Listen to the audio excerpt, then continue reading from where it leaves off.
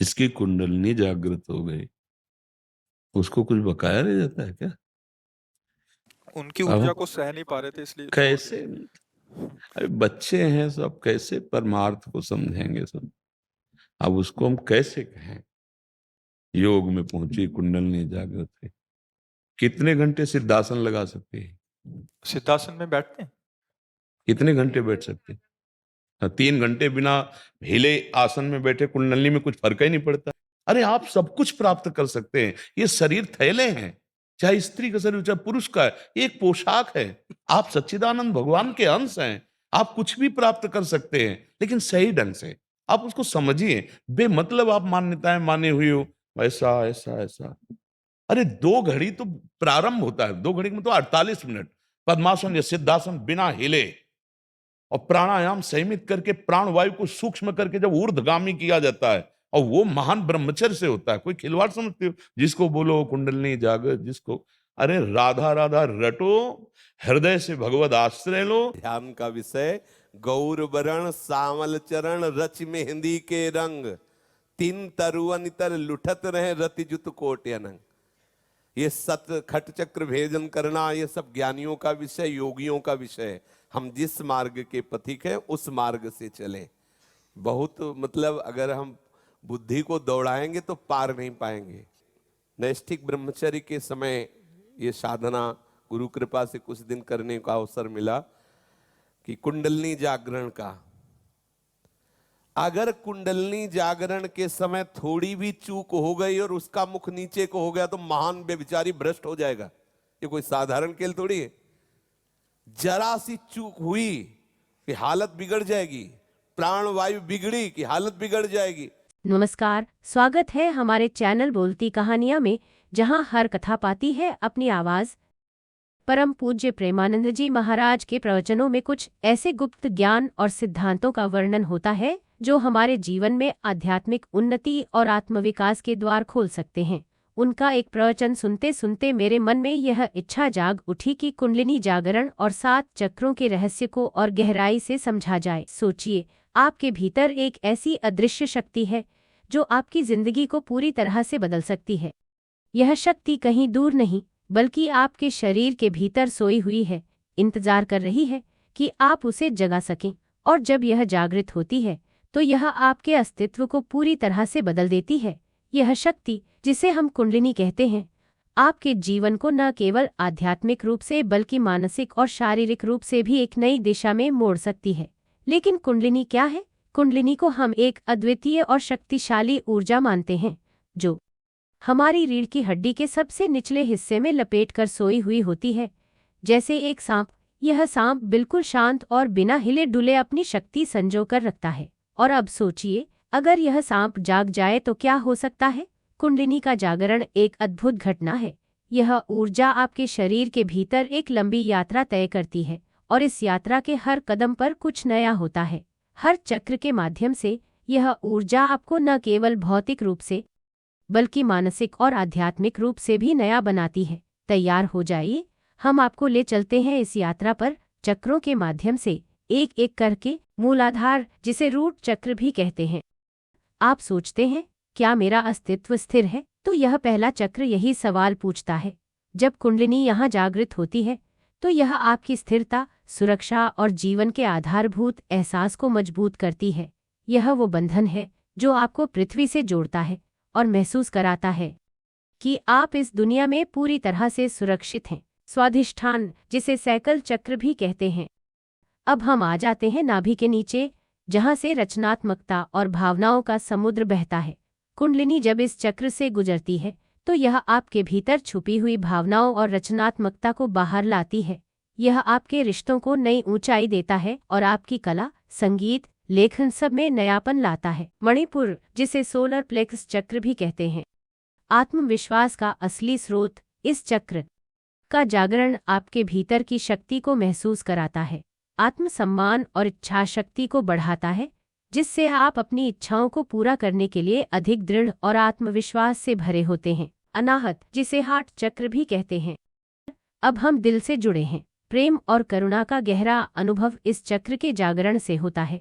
जब कुंडलिनी यहाँ पहुँचती है तो यह अहंकार से परे जाकर बिना शर्त प्रेम और दया का अनुभव कराती है।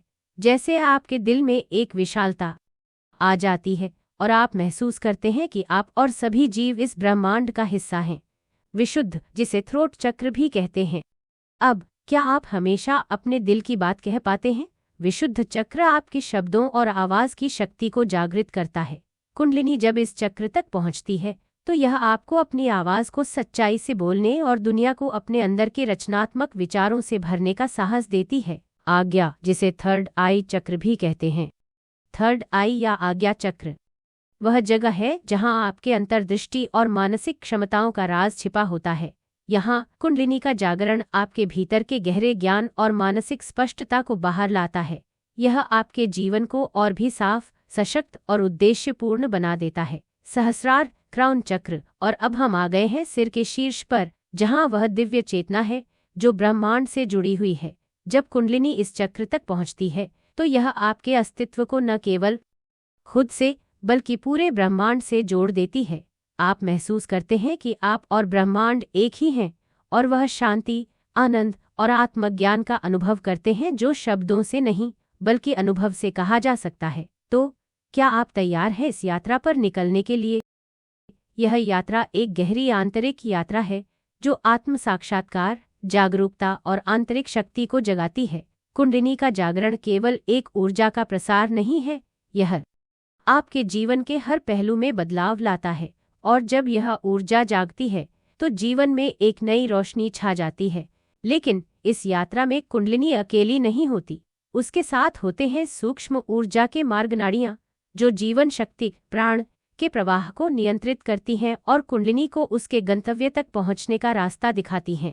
यह यात्रा इड़ा नाड़ी से शुरू होती है जो आपके शरीर के बाएं हिस्से में स्थित है। इड़ा नाड़ी एक मुलायम और ग्रहणशील ऊर्जा का स्रोत है जो चंद्रमा की शांतिपूर्ण ऊर्जा से जुड़ी होती है। कल्पना करें जैसे चंद्रमा की हल्की रोशनी रात के अंधेरे में शांति और संतुलन लाती है। जब इड़ा नाड़ी जागृत होती है तो आप अपने भीतर एक गहरी शांति और भावनात्मक संतुलन महसूस करते हैं।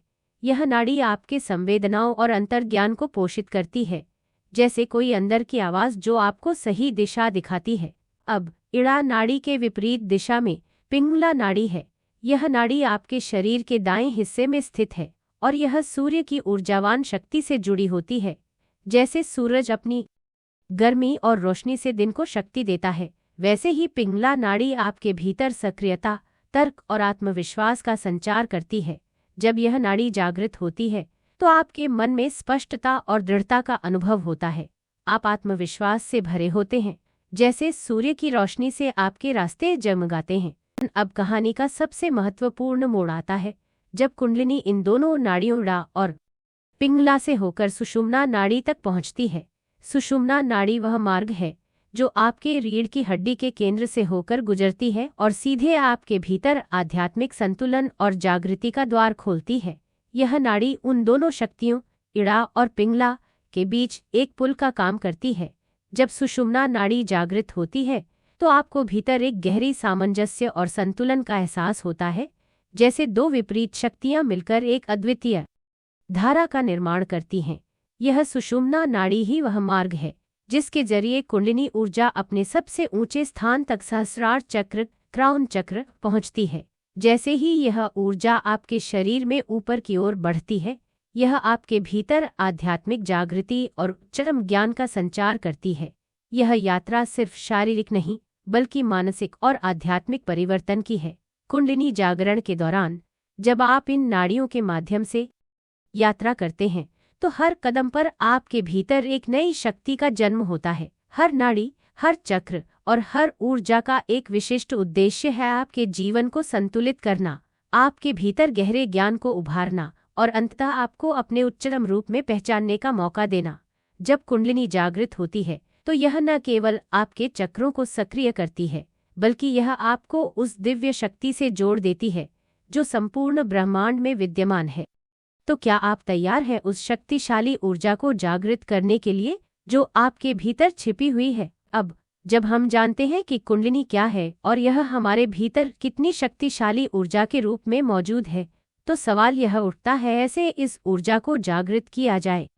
यह यात्रा एक साधारण सर नहीं है, यह एक गहरी परिवर्तनकारी प्रक्रिया है जिसमें शुद्धिकरण, ऊर्जा सक्रियण और आत्मखोज के कई चरण होते हैं। यह एक लंबा, धीरे धीरे विकसित होने वाला अनुभव है जिसमें हर कदम पर आपको अपने भीतर एक नई दुनिया का एहसास होता है। तो चलिए इस यात्रा पर चलने के लिए तैयार हो जाइए। तो जैसे आप किसी महत्वपूर्ण यात्रा पर निकलने से पहले अपने शरीर और मन को तैयार करते हैं, वैसे ही कुंडलिनी जागरण से पहले भी शुद्धिकरण की आवश्यकता होती है। यह प्रक्रिया एक आंतरिक सफाई की तरह है। योग, ध्यान, प्राणायाम और शरीर को डिटॉक्स करना। कभी आपने महसूस किया है जब आप थके थके होते हैं तो कोई गहरी सांस लेने से आपके भीतर शांति और ताजगी का एहसास होता है? ठीक वैसे ही प्राणायाम के माध्यम से हम शरीर में ऊर्जा का संतुलित प्रवाह बनाते हैं। योग आसन जैसे कि सूर्य नमस्कार शरीर के प्रत्येक हिस्से को खोलने का काम करते हैं, जिससे ऊर्जा के प्रवाह के लिए रास्ते तैयार होते हैं। और जब हम ध्यान में बैठते हैं तो हम अपने भीतर की शांति को महसूस करने लगते हैं। यह सब एक साथ मिलकर उस दिव्य ऊर्जा को जागृत करने की तैयारी करता है। अब जब आपने शुद्धिकरण की प्रक्रिया पूरी कर ली है तो कुंडलिनी का जागरण मूलाधार चक्र से शुरू होता है। ध्यान से सुनिए, जैसे ही यह ऊर्जा रीढ़ की हड्डी के नीचे के क्षेत्र में सक्रिय होती है, आपको वहां पर हल्की सी गर्मी, झुनझुनी या दबाव का एहसास हो सकता है। यह वही क्षण होता है जब आप महसूस करते हैं कि कुछ बड़ा होने वाला है, एक नई शक्ति का उद्घाटन हो रहा है। इस ऊर्जा को संतुलित करने के लिए आप अपनी सांसों को गहरा और स्थिर कर सकते हैं या फिर अपने पैरों को धरती से जोड़ सकते हैं। नंगे पांव चलने से ऊर्जा का प्रवाह और स्थिर हो सकता है। यह वह क्षण है जब आप यह समझ पाते हैं कि आप एक नए अध्याय की ओर बढ़ रहे हैं। अब जब कुंडलिनी ऊर्जा स्वाधिष्ठान, मणिपुर और अनाहत चक्र से होकर ऊपर उठती है तो यह एक नई यात्रा की शुरुआत होती है। आपको महसूस होता है कि आपकी भावनाएं और रचनात्मकता जागृत हो रही हैं। आपकी सोच में स्पष्टता आती है और जैसे जैसे आप आगे बढ़ते हैं, आप अपने भीतर एक नई शक्ति को महसूस करते हैं। कभी आपने किसी रचनात्मक विचार या विचारों के नए सिलसिले का अनुभव किया है? यही वह क्षण होता है जब आपकी अंतर्ज्ञान और संवेदनशीलता बढ़ने लगती है और आप दूसरों के साथ गहरे संबंध स्थापित करने की क्षमता पाते हैं।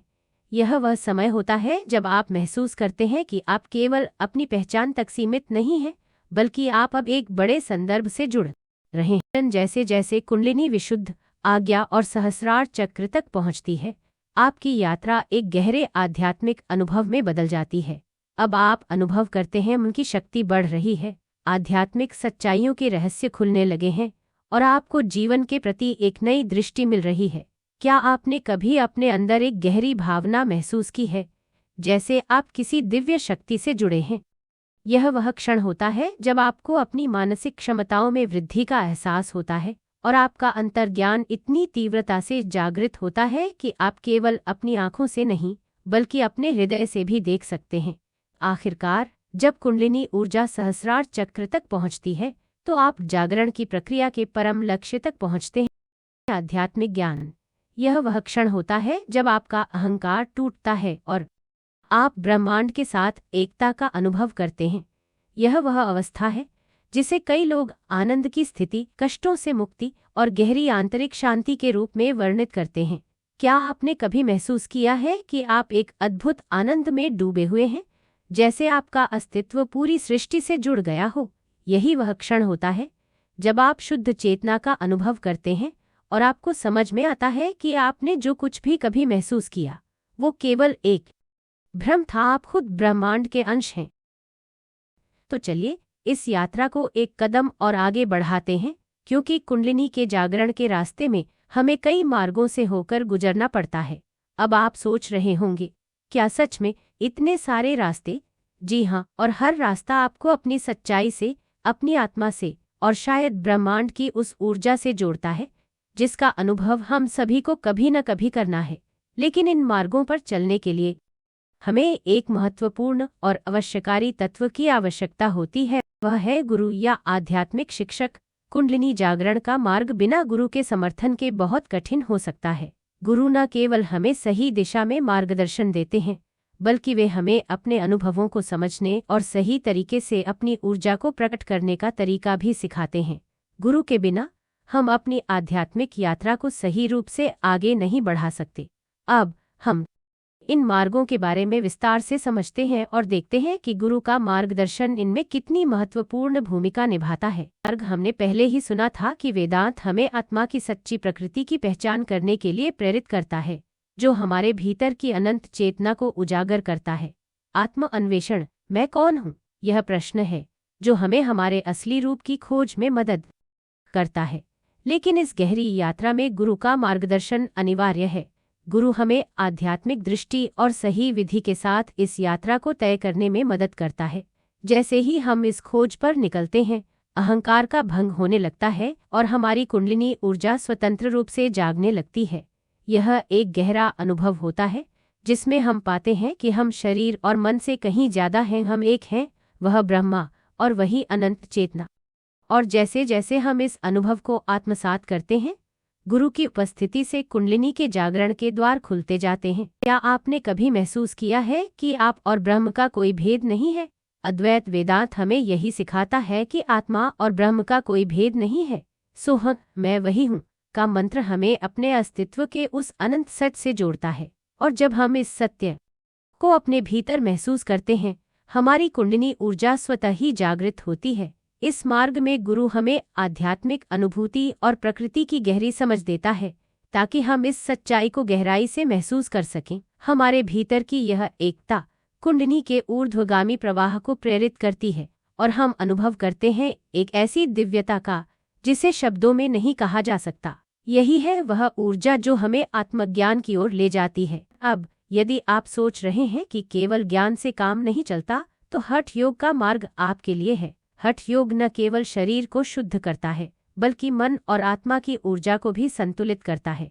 लेकिन हठ योग में गुरु का मार्गदर्शन बहुत महत्वपूर्ण है। गुरु हमें सही आसनों, प्राणायामों और मुद्राओं के अभ्यास में सही तरीका सिखाता है, जिससे हमारी ऊर्जा को संतुलित किया जा सके। जैसे ही हम इन आसनों और श्वास तकनीकों के माध्यम से शारीरिक और मानसिक संतुलन प्राप्त करते हैं, हमारी कुंडलिनी ऊर्जा को भी अपनी दिशा मिलती है और वह सहज रूप से ऊपर उठने लगती है। अब तक आपने सुना होगा कि कुंडलिनी जागरण के लिए कई मार्ग हैं, लेकिन कुंडलिनी योग वह प्रत्यक्ष और शक्तिशाली मार्ग है जो विशेष रूप से इस ऊर्जा को जागृत करने के लिए डिजाइन किया गया है। इस मार्ग में गुरु का मार्गदर्शन बेहद आवश्यक है। गुरु आपको क्रियाओं, मंत्र जप और ध्यान के माध्यम से कुंडलिनी ऊर्जा के जागरण की सही विधि सिखाता है। जैसे ही आप इन क्रियाओं को करते हैं, आप महसूस करते हैं कि आपकी कुंडलिनी ऊर्जा अपने चक्रों के माध्यम से ऊपर उठने लगी है। यह एक अद्भुत अनुभव होता है जिसमें आप अपनी पूरी चेतना को दिव्य से जोड़ते हैं। आप पाते हैं कि यह ऊर्जा आपको एक नई आध्यात्मिक ऊंचाई तक ले जा रही है और गुरु के मार्गदर्शन में आप अपनी साधना को सही दिशा में आगे बढ़ाते हैं। क्या आपने कभी महसूस किया है कि मंत्रों का जप करने से मन में शांति मिलती है? यही कारण है कि नाम जप कुंडलिनी जागरण के लिए इतना प्रभावशाली है। गुरु हमें दिव्य नाम का जप करने की विधि सिखाता है, जिससे हमारी आंतरिक ऊर्जा उस दिव्य नाम के साथ समाहित हो जाती है। जैसे जैसे हम इस साधना में रत होते हैं, हमारी कुंडलिनी ऊर्जा बिना किसी रुकावट के ऊपर उठने लगती है। हमें एक अत्यधिक शांति और दिव्यता का एहसास होता है। गुरु हमें इस प्रक्रिया में गहरे अनुभव के लिए सही मंत्रों और विधियों से परिचित कराता है। भक्ति योग, प्रेम और समर्पण का मार्ग, यह वह मार्ग है जहां हम अपने अहंकार को पूरी तरह से समर्पित कर देते हैं और दिव्य प्रेम में डूब जाते हैं। भक्ति योग एक ऐसी साधना है जो किसी भी शारीरिक या मानसिक बाधाओं को पार करते हुए हमें ईश्वर से जोड़ती है। इस मार्ग में गुरु हमें आध्यात्मिक प्रेम और समर्पण की सही भावना और तरीका सिखाता है, जिससे हमारी कुंडलिनी ऊर्जा अपनी स्वाभाविक दिशा में बहने लगती है। गुरु की उपस्थिति हमें सच्चे समर्पण का अनुभव कराती है और यह समर्पण हमारी कुंडलिनी ऊर्जा को दिव्य स्रोत से जोड़ देता है। तंत्र की गूढ़ प्रथाएं, जो शक्ति, स्त्री ऊर्जा और शिव, पुरुष ऊर्जा के मिलन पर केंद्रित होती हैं, कुंडलिनी जागरण के लिए एक शक्तिशाली साधना प्रदान करती हैं। यहाँ मंत्र जप, यंत्र ध्यान और अनुष्ठान के माध्यम से ऊर्जा को जागृत किया जाता है। गुरु हमें इन तंत्रिक विधियों को सही तरीके से करने की कला सिखाता है ताकि हम अपने भीतर की पवित्र ऊर्जा को सही तरीके से जागृत कर सकें। तो एक यात्रा, कई रास्ते, एक लक्ष्य कुंडलिनी जागरण का मार्ग व्यक्तिगत और परिवर्तनकारी है। लेकिन चाहे आप किसी भी मार्ग से चलें, वेदांत, भक्ति योग, हठ योग, कुंडलिनी योग या तंत्र, अंतिम लक्ष्य वही है, आत्मज्ञान, आध्यात्मिक जागरण और ब्रह्मांड के साथ एकता का अनुभव। अब यह आपका समय है। इस यात्रा में धैर्य, श्रद्धा और समर्पण के साथ कदम बढ़ाएं और देखें कि कैसे कुंडलिनी ऊर्जा आपके भीतर से बाहर तक एक नई रोशनी फैला देती है। गुरु के मार्गदर्शन में यह यात्रा और भी ज्यादा प्रभावी और सुरक्षित होती है, क्योंकि गुरु हमें हर कदम पर सही मार्ग दिखाते हैं। यह एक यात्रा है आध्यात्मिकता के गहरे समुद्र में, जहां हर कदम पर आप खुद को नया अनुभव करते हैं। बस यह याद रखिए कि गुरु का मार्गदर्शन इस यात्रा को और भी सार्थक बना देता है। धन्यवाद। अगर आपको हमारी कहानियाँ पसंद आई तो कृपया लाइक, शेयर और सब्सक्राइब जरूर करें। आपके हर कमेंट और लाइक से हमें और बेहतर बनाने का प्रेरणा मिलती है। आपका हर सवाल, विचार और अनुभव हमारे लिए महत्वपूर्ण है। तो हमें बताएं कि आपको क्या अच्छा लगा और इस सफर में हमारे साथ जुड़ें।